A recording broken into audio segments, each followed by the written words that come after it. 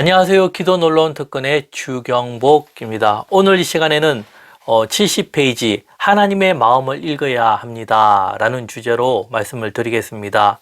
70페이지 책을 제가 읽어 나가면요, 성경을 볼 때 가장 우선시 되어야 할 것은 전체의 흐름을 알고 부분을 이해하는 것입니다. 즉 큰 그림을 보는 것입니다. 우리가 그 성경을 볼 때 가장 먼저 생각을 해야 되고 중요하게 여겨야 될 것이 무엇인가 하면은 전체의 흐름을 알고 부분을 이해하는 것입니다. 제 강의 때마다 이런 부분을 제가 참 많이 강조하고 있습니다.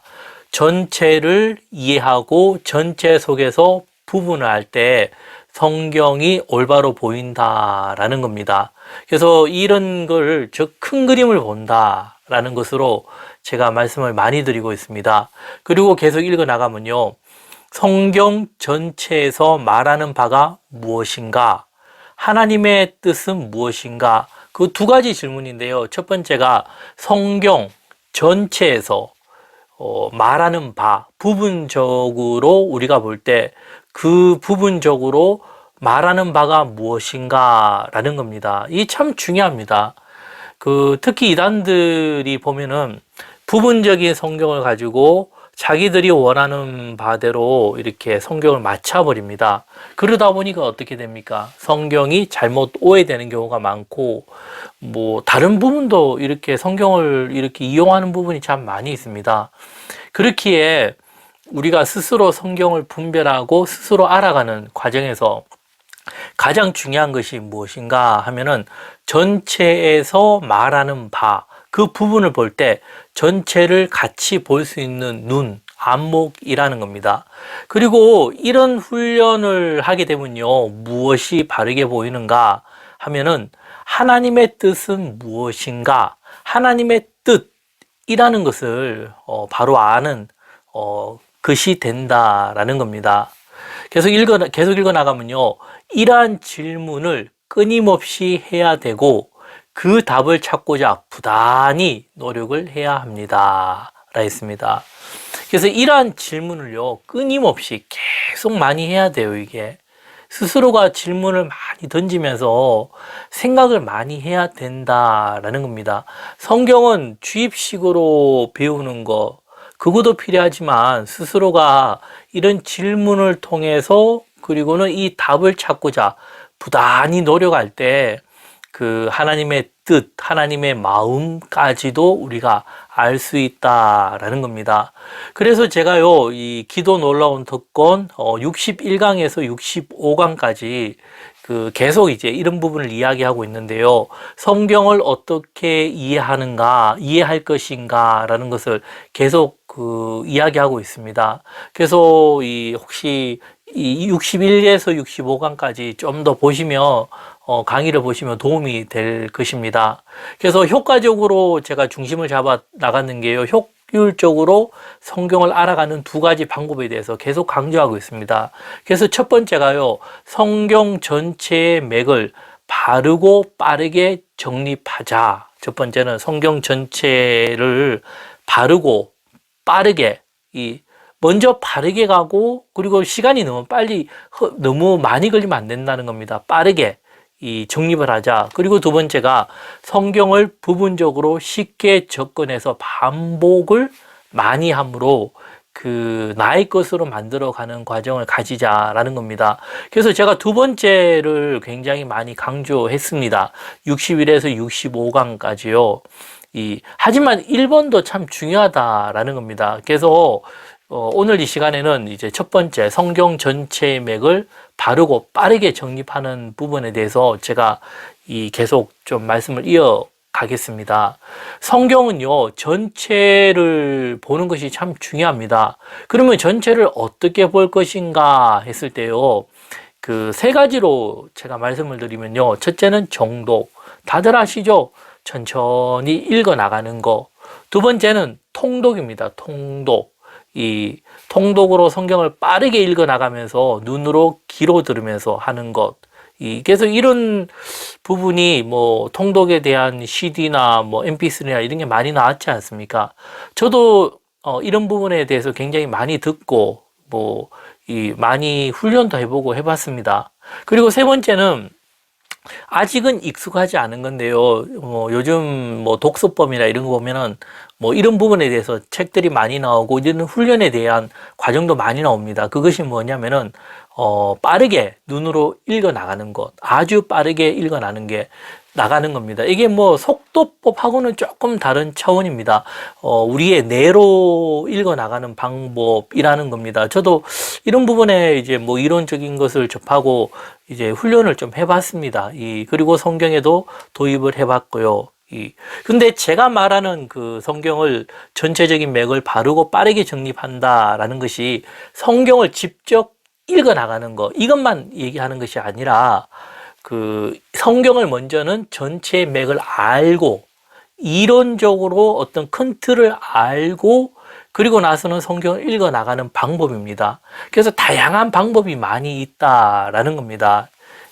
그래서 성경 전체의 흐름, 뭐 괴간이라 얘기해 나가는데 이거하고는 조금 다릅니다. 이게 비슷한 듯한데 좀 다른 겁니다. 그래서 요즘에 보면은 뭐 이런 책들과 이런 운동들이 참 많이 나옵니다. 그리고 인터넷 검색하거나 책을 찾아보면은 뭐 이런 방법론에 대해서 많이 나옵니다. 뭐 대표적으로 성경을 통독하고 아니면 성경의 맥 뭐 이렇게 보면은 뭐 많은 것들이 있습니다. 그래서 제가 개인적으로 가장 추천해 드리고 싶은 것은요, 에스라 성경 강좌에 노우호 목사님이 하신 그 강의, 성경 강의를 가장 추천드리고 싶습니다.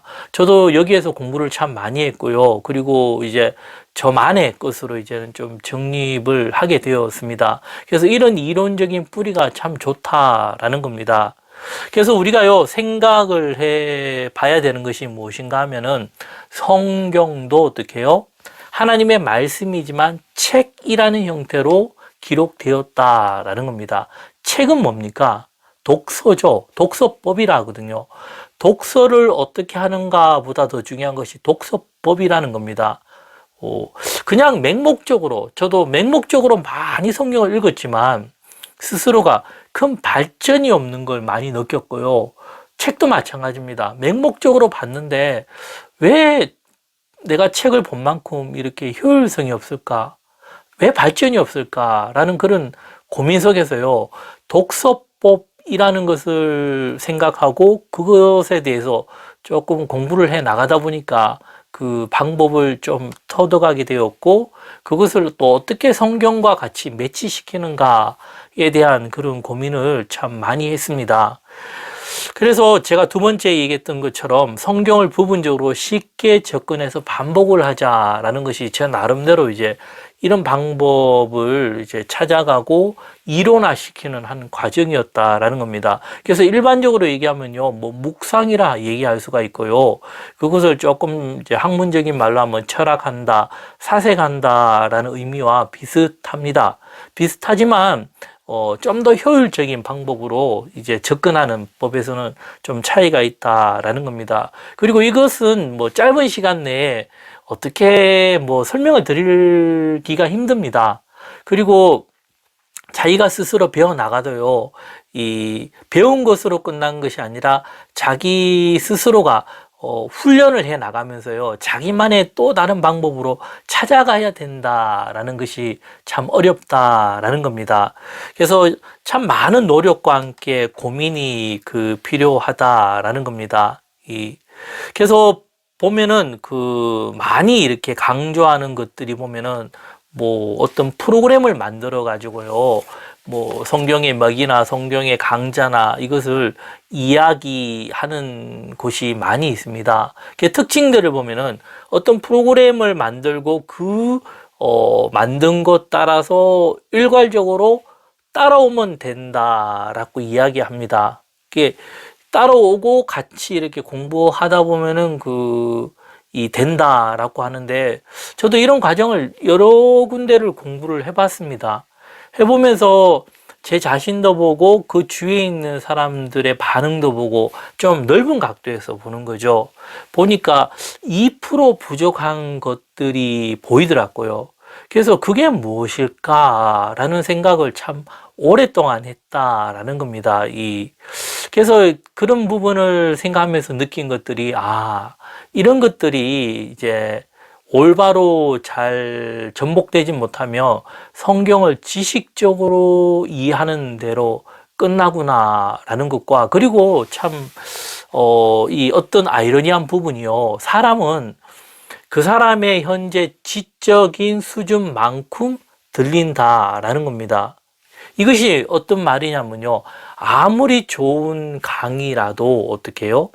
그 사람이 가지고 있는 지적인 능력이 뭐 경험적인 거나 이런 부분에 따라서 그 강의가 극과 극으로 다르게 들릴 수도 있다라는 겁니다. 참 이게 참 풀어가기 힘든 숙제입니다. 그래서 참 고민을 하면서요, 생각을 해보니까 왜 이럴까? 왜 변화가 없을까라는 그 고민 속에서 나름 찾은 답이요. 현재 우리나라 교육 시스템에 영향이 많다라는 것을 제가 봤던 겁니다. 그 잘못된 그런 교육적인 시스템이 어떻게 해요? 이게 교회에도 그대로 이제 따라오면서 우리가 주입식으로 공부하는 어떤 시스템이 그대로 오다 보니까 여기 익숙해 있다라는 겁니다. 그래서 사람들은 이렇게 공부하는 것은 정상으로 생각하고 이 뭐 어떤 철학이나 사색이나 이렇게 가면은 이게 잘못됐다라고 이 선입견이라 하죠. 이게 깨는 게 아주 어렵다라는 겁니다. 제가 이렇게 강의를 하고 지금 이렇게 강의를 듣더라도요, 저게 무슨 말일까라는 생각이 들 정도로 이런 선입견에 한번 딱 잡혀버리면은 들리지가 않는다라는 겁니다, 이게. 그래서 이런 선입견을 어떻게 하면 좀 효율적으로 이제 부정적인 영향을 없이 좀 이렇게 깨어볼까라는 고민도 참 많이 해봅니다. 그래서 왜 제가 이런 질문과 함께 이런 것을 이야기하냐면은, 그래도 우리나라에서 하는 그런 성경 공부법이나 성경 강좌나 통독이나 이런 프로그램들이 굉장히 좋아요. 이 다른 어떤 외국에서 하는 그런 것들보다요. 그래서 가장 좋은 공부법인데 이것이 그 좋은 것만큼 효율성에서 따라가지 못한다라는 겁니다. 그래서 이런 것을 효율적으로 확 높여버리면 굉장히 많은 어떻게 해요?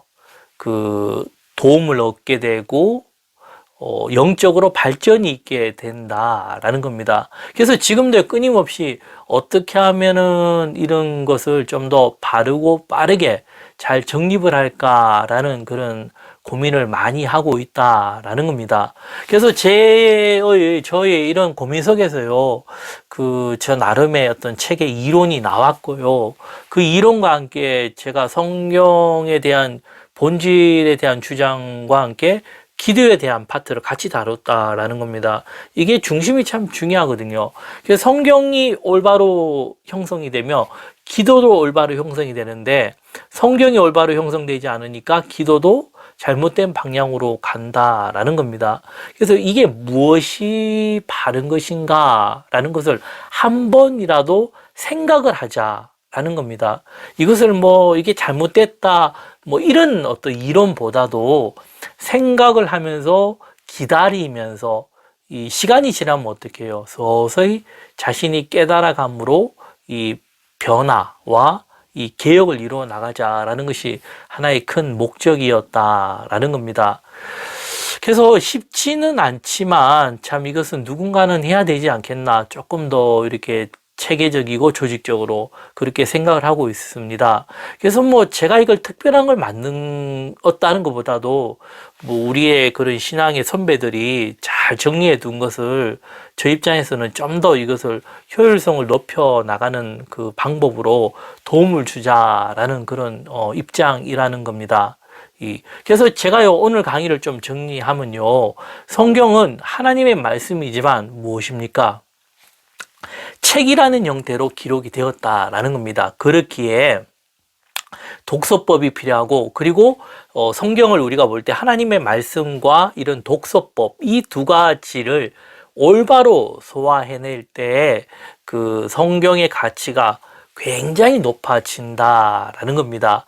그렇기 때문에 이제 성경의 그 전체의 맥을 올바로 알고, 그러고는 전체를 효율적으로 읽어나가는 방법 위에서 그것을 나의 것으로 만들고 활용하는 방법까지. 그게 네 가지입니다. 첫째는 성경 전체의 맥을 올바로, 바르게, 빠르게 알자라는 거고, 두 번째가 그 아는 것에서 성경 전체를 효율적으로 읽어나가는 방법.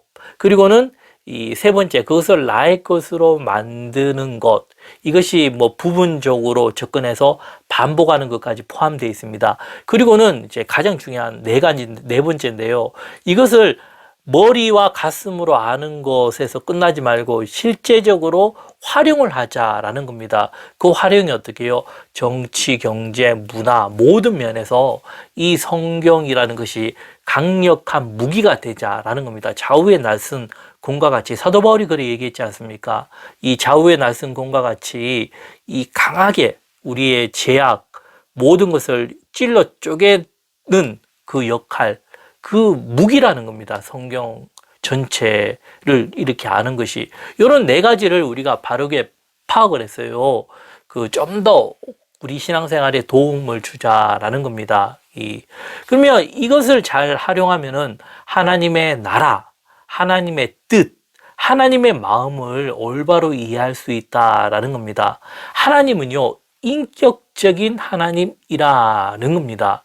그래서 하나님에 대한 올바른 이해가 무엇인가 하면 인격적인 하나님, 살아계신 하나님을 어떻게 만나는가라는 겁니다. 그래서 인격적인 하나님을 내가 어떻게 만남을 이루어가고 그 살아계신 하나님과의 통로가 열려져 있는가라는 겁니다.